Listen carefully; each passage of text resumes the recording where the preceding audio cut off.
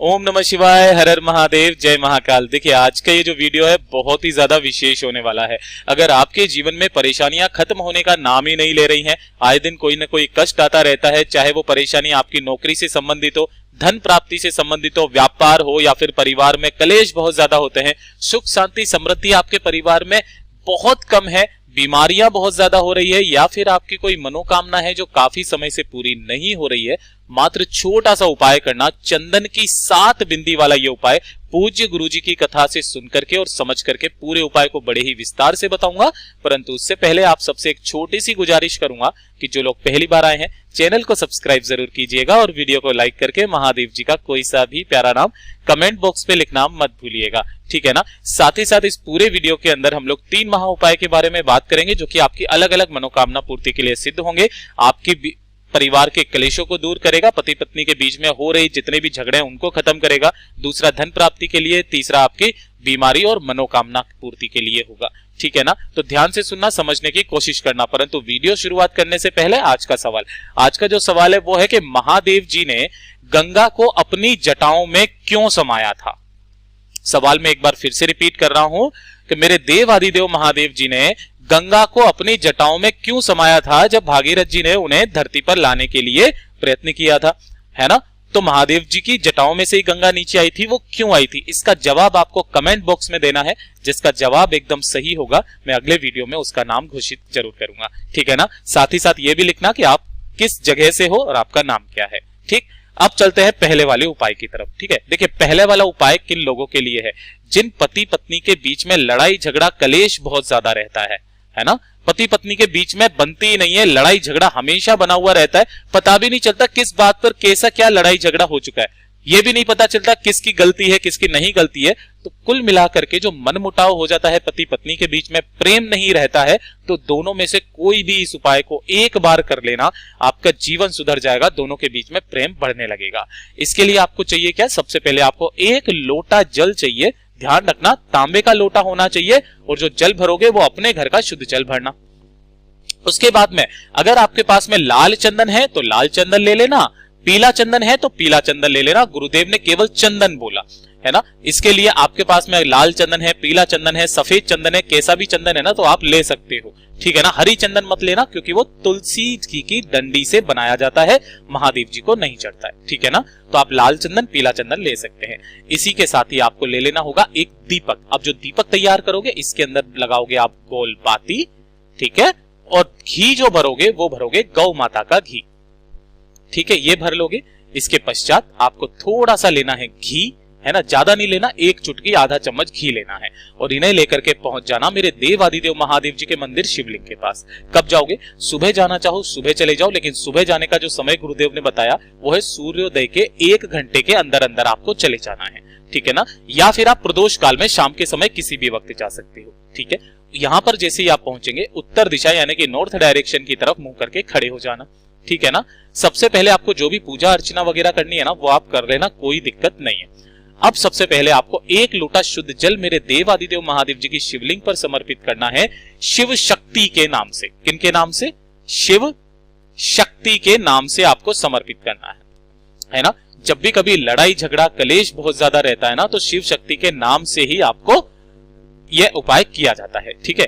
जैसे ही आपने उपाय कर दिया उसके बाद में ध्यान से सुनना, जो आपने लाल चंदन या पीला चंदन लिया है ना, उसके अंदर थोड़ा सा घी मिला करके एक चंदन तैयार कर लेना है, घी मिला हुआ चंदन, ठीक है ना। उस चंदन को आपकी अनामिका उंगली से 7 बिंदियां लगानी है, लेकिन वो लगानी कहां पर है, ध्यान से सुनना।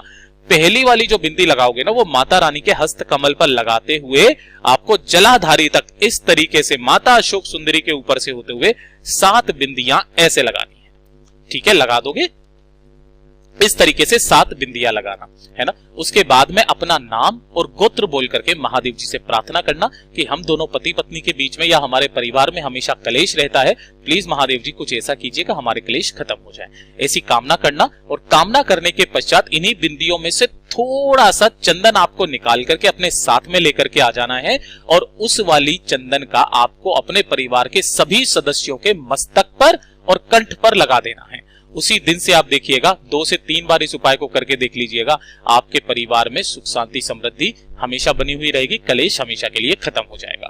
पहला काम तो ये हो गया। अब बात कर लेते हैं दूसरे वाले उपाय की तरफ। ठीक है, देखिए दूसरे वाले उपाय के अंदर मैं आपको 2 उपाय बताऊंगा, है ना, लगभग दोनों सेम है, थोड़ा सा अंतर है जो गुरुदेव की कथाओं में बताया।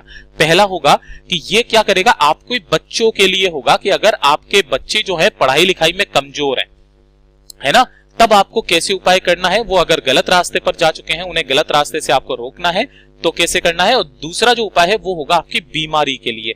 एकदम सेम सा उपाय है, बस थोड़ा सा अंतर है, ध्यान से सुनना। सबसे पहले बताते हैं बच्चों की पढ़ाई लिखाई के लिए कि अगर आपके घर में कोई बच्चे हैं पढ़ाई लिखाई नहीं करते हैं, गलत रास्ते पर जा चुके हैं, ठीक है ना, या फिर वो मंद बुद्धि हैं, जो पढ़ते हैं वो भूल जाते हैं, ठीक है, तो उनके लिए जितनी भी माताएं बहनें हैं ना, वो इस उपाय को जरूर करना। उनको चाहिए मात्र 1 बेलपत्र जो कहीं से भी खंडित ना हो।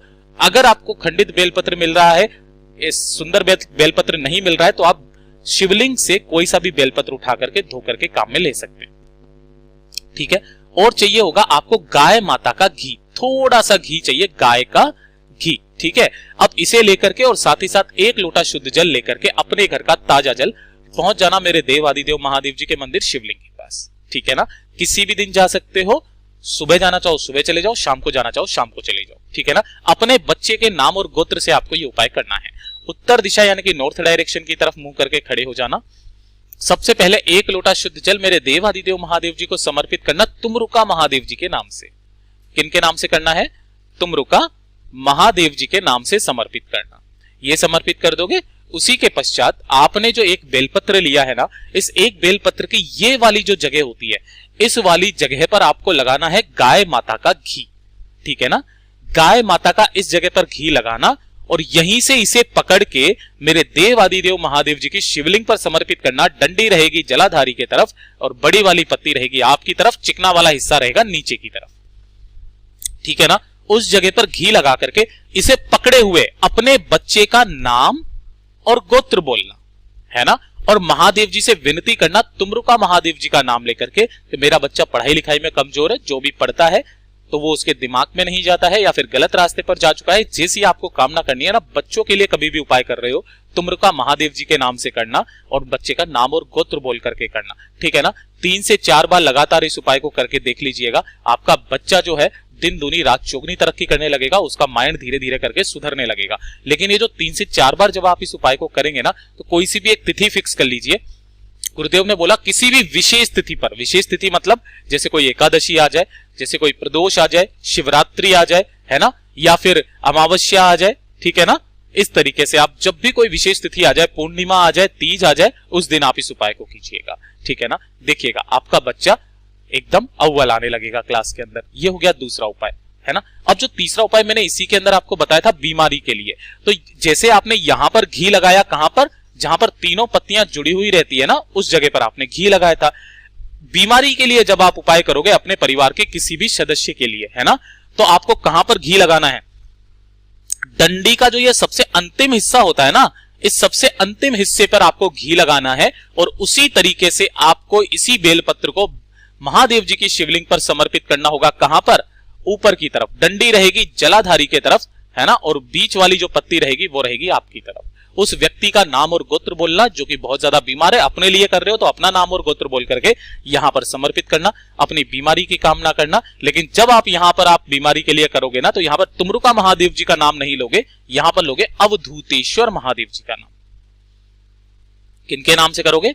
अवधूतेश्वर महादेव जी के नाम से करोगे, ठीक है ना। धीरे धीरे करके आपकी जो भी बीमारी है वो धीरे धीरे करके सुधरने लगेगी। लगातार इस उपाय को करना स्टार्ट कर दीजिए, किसी भी विशेष तिथि के दिन आपको फायदा जरूर मिलेगा, ठीक है ना। गुरुदेव ने कहा एक बार प्रैक्टिकल करके जरूर देखें। प्रैक्टिकल करने में क्या जाता है।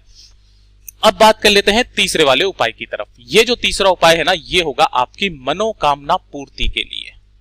चाहे कितनी भी बड़ी मनोकामना क्यों ना हो, इसके लिए जो उपाय गुरुदेव ने बताया, ये बताया कि सिंपल सा उपाय है। आप जल तो हमेशा चढ़ाते हो ना, है ना, तो 1 लोटा शुद्ध जल लेकर के जाना और जो भी विशेष तिथि आ जाए, जो विशेष तिथियां गुरुदेव ने बताई थी 7, एकादशी, है ना, दूसरा प्रदोष, तीसरा शिवरात्रि, है ना, चौथा अमावस्या, 5वां पूर्णिमा, छठा तीज और सातवीं चतुर्थी, है ना। इन सभी तिथियों पर आपको क्या करना है, ये वाला उपाय करना है और देखिएगा आपकी कामना पूरी जरूर होगी। ध्यान से सुनना क्या करना होगा। मात्र आपको 1 लोटा शुद्ध जल अपने घर का ताजा जल लेकर के पहुंच जाना होगा मेरे देव आदिदेव महादेव जी के मंदिर शिवलिंग के पास, और कुछ नहीं लेकर के जाना। जो भी आपको पूजा अर्चना करनी है ना, वो मेरे देव आदिदेव महादेव जी की पूजा अर्चना करें। उत्तर दिशा नॉर्थ डायरेक्शन की तरफ मुंह करके खड़े हो जाएं और इस 1 लोटे शुद्ध जल को आपको महादेव जी की शिवलिंग पर समर्पित करना है। ध्यान रखना, जैसे ही आप समर्पित करेंगे तो एक धार बनेगी, है ना। वो धार को टूटे बिना आपको यही वाली जो धार है ना, यहां से धार लगाते हुए कहां तक लेकर के आनी है, जलाधारी तक, और यहां लाकर के आपका लोटा खत्म हो जाना चाहिए। वहां से लेकर के जलाधारी तक आपको लेकर के आनी है, ठीक है ना। उसके पश्चात आपको वहीं बैठ जाना है। अपने दाहिने हाथ की जो हथेली है, उस दाहिने हाथ की हथेली को यहां पर जलाधारी पर आपको टच करवाना है, और टच करवाने के बाद अपना नाम और गोत्र बोल करके आपकी जो भी कामना है, विष है, हृदय की बात है, वो मेरे देव आदिदेव महादेव जी से विनती कर लेनी है ना। इन विशेष तिथियों के दिन लगातार करना स्टार्ट कर दीजिए, बहुत ही जल्दी आपकी मनोकामना पूरी जरूर होगी। पूज्य गुरुजी ने जैसा अपनी कथाओं में बताया, वैसा आसान भाषा में आपको बताने का संपूर्ण प्रयास किया। वीडियो अगर पसंद आया हो तो लाइक जरूर करना, चैनल को सब्सक्राइब जरूर कीजिएगा। मिलता हूं अगले वीडियो में, तब तक के लिए ओम नमः शिवाय, जय महाकाल।